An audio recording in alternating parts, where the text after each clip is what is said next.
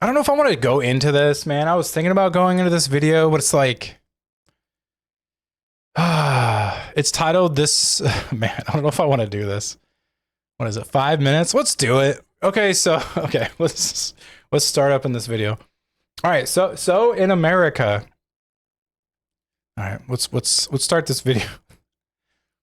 So in America, to give a precursor to this video, I haven't watched it yet. It's called "This New Startup Can Query Anywhere You've Been." I literally typed in Flock. This was the most popular video in the last week on Flock cameras. And in America, we have all these freaking cameras going up. They're called Flock cameras, surveillance cameras.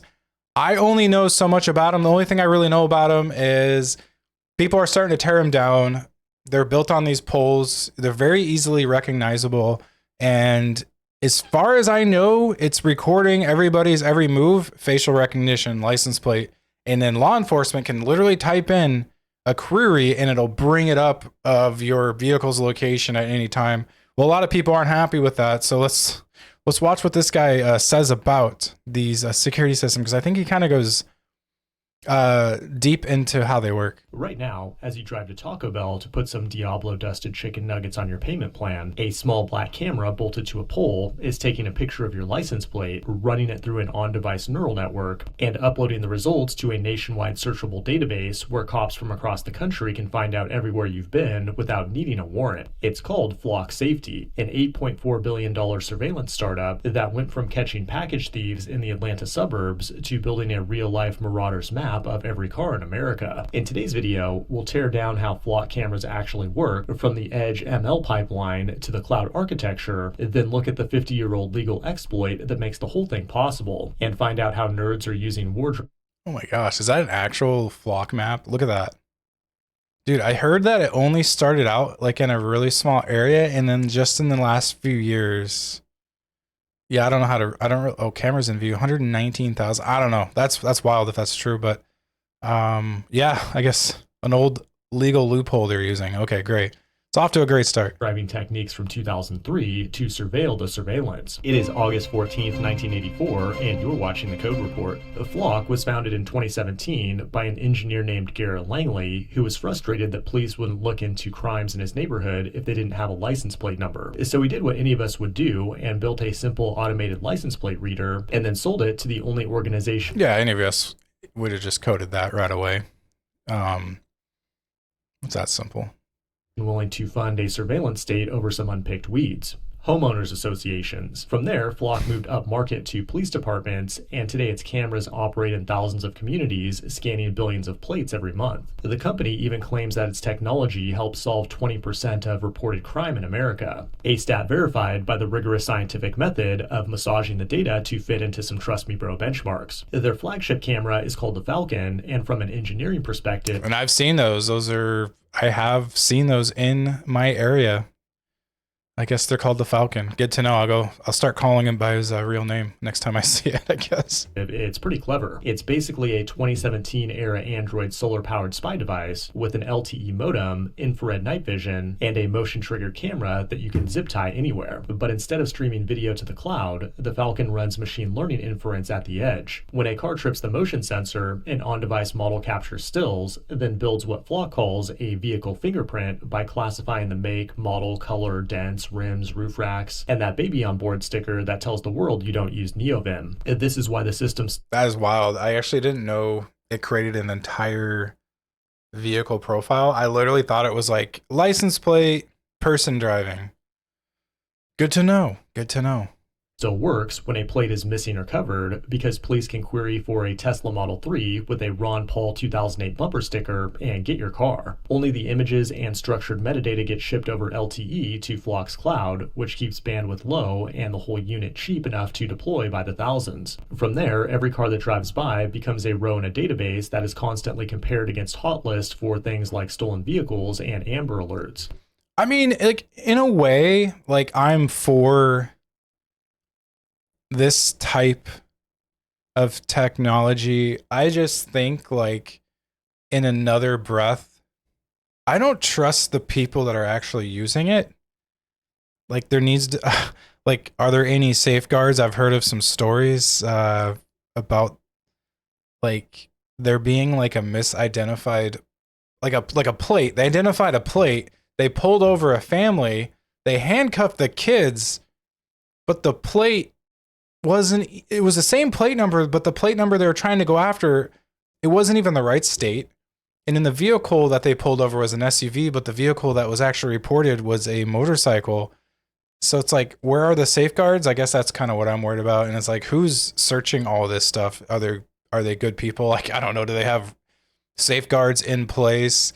Hey man, as long as, and then on the other hand, it's like, well, if they're catching criminals, awesome. But if there's, if they're catching the wrong people that aren't criminals, now that's kind of where I'm like, well, we're like, I don't know. Just a balancing act. So when a wanted car rolls past a camera, every cop in the area gets a push notification like a weird Orwellian game of Pokemon Go. But you don't get to an $8 billion valuation by selling a few cheap old Android boxes. What's really valuable is the data they've aggregated. Each scan on its own is just a plate with a timestamp, but with billions of scans stitched together, they know where you sleep, where you work, who you visit, and which parking lots you cry in. And because departments can opt into nationwide sharing, a deputy in a town of 300 people can query that history across all 50 states. Now you're probably wondering how any of this is legal, and the answer is an unpatched exploit in the American legal system called the third-party doctrine. In the 1970s, the Supreme Court ruled that once you voluntarily hand your data to a third party, you no longer have a reasonable expectation of privacy, so the government doesn't need a warrant to get it. That's wild, man, because we're becoming so reliant on a lot of these tools. It's like we've technically I say, given up some of our rights or privacy rights.